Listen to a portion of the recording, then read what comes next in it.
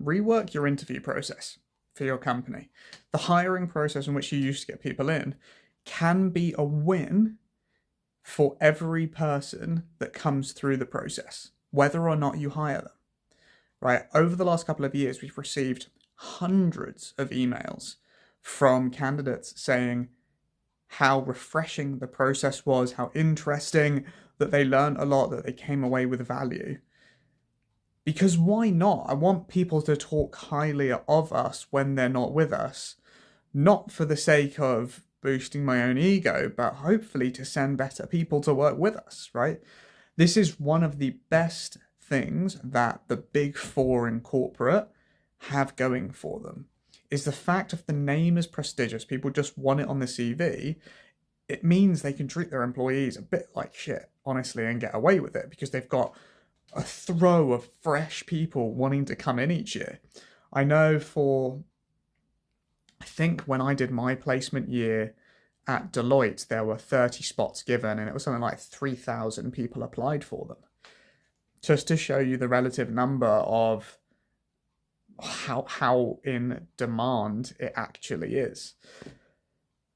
So how do we go about doing this? It's pretty simple. For us, each step of our process, we aim to eliminate roughly half of the people left in the pool, give or take. How do we do that? Each step, again, is aimed to test one specific skill set that we require for the role. So the first one just being a screening questionnaire. Really simply, do you have basic mastery of the English language? Can you write in full sentences? Are you not an asshole? Etc. Like, that's pretty easy. And that honestly gets rid of an easy half, if not more. That's actually more like 80%, I think. Then, depending on what position we're hiring for, we will either have a group interview next, like a 6 people in one space, or a video trial. Or we might skip the group interview, but the group interview we get so much praise from.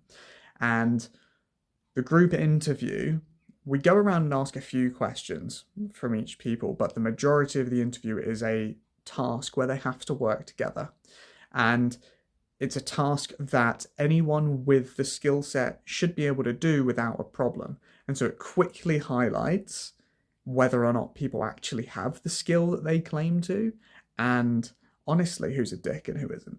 Because we want to cut those people out too, right? So going through and doing all of that is really, really helpful. That's the one we definitely get the most praise for, is a really imaginative new structure of how to go about doing that. And I think people have such a good response to these because they are used to having boring interview questions of just tell me a time when this happened, blah, blah, blah. And like, they don't actually mean anything, and people give such regurgitated responses, whereas this is fresh. We want to see skill demonstrated, and if you have the skill, you can demonstrate. Like, if you are a good tutor, for an example, you will know how to plan a lesson.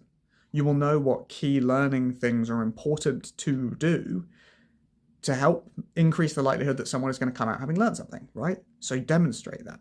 And in a group setting, we also get to see who's going to lead, who's going to follow, who's going to challenge things that aren't correct, because those are the sorts of people that we want.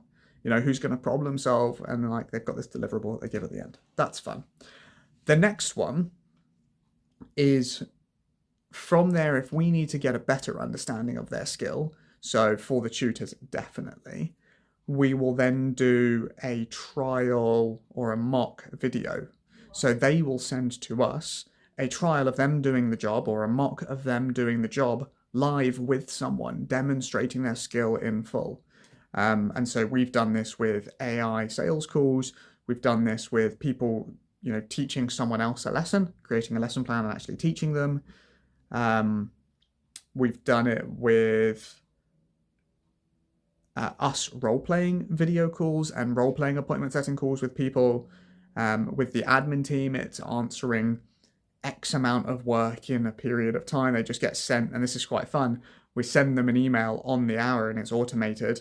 They have 30 minutes to do the task and reply back with the answer with their finished document and stuff like that. It's a fun experience. And then the last final step that we go through is a partner interview, right? Essentially is you're going to meet the boss now. Would they hang out with you, isn't it, on a plane, essentially? And I got that straight from Deloitte. That was the final test they did as well. And we find it useful in terms of, right, you've got the skill. I think you're confident. We're now going to just see if we like you and like if we actually like you. And so how do you increase the value that people get who aren't going to be employed? So this is what I've been doing more so in my more recent interviews is if someone has fallen short on a skill set that I want to help, I will give them probing questions and leading questions to see if they can get to the answer that I'm looking for, just like I would if I was teaching something. When you teach anything, it sticks in people's memory if they give you the correct answer rather than you telling them. And so if you can ask them questions so that they can discover it for themselves, if they need to discover it again, if they forget, they easily can because they've already walked that path. That's the best way to teach, and that's the way that we do these interview questions as well. And that generally leads to people being really enlightened, especially if they are lacking the skill, right? So it could be that they lack the skill, or it could be that your question wasn't clear enough to get the answer that you wanted. And in that case, by asking this clarification question or leading question, you will actually get the answer as do they have the answer to whether or not they are good at the skill. And if they don't, they will come away with the revelation of that's what the answer should be because you will enlighten them. And they will hopefully leave with a boatload of value and again speak highly of you. I've actually got a recording of someone recently doing that, which is pretty cool. So yeah, I think overall this is a really good thing to do. Does it increase the quality of candidates you get? I don't think I have experienced that, but at least I can go to bed at night feeling good about myself, even when I've had to reject someone, because they've left with something, right? And I heard a really interesting one of I can't remember her name, the female owner, businesswoman of Shark Tank.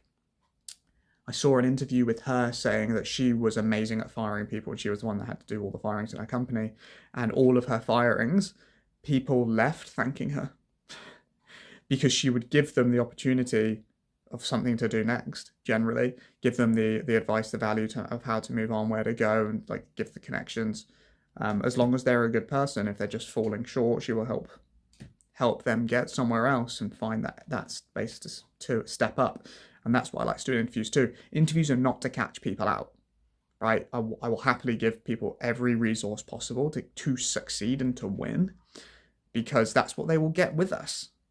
And I don't care if I have to give them this piece of paper, but then once I've given them the piece of paper, they nail it.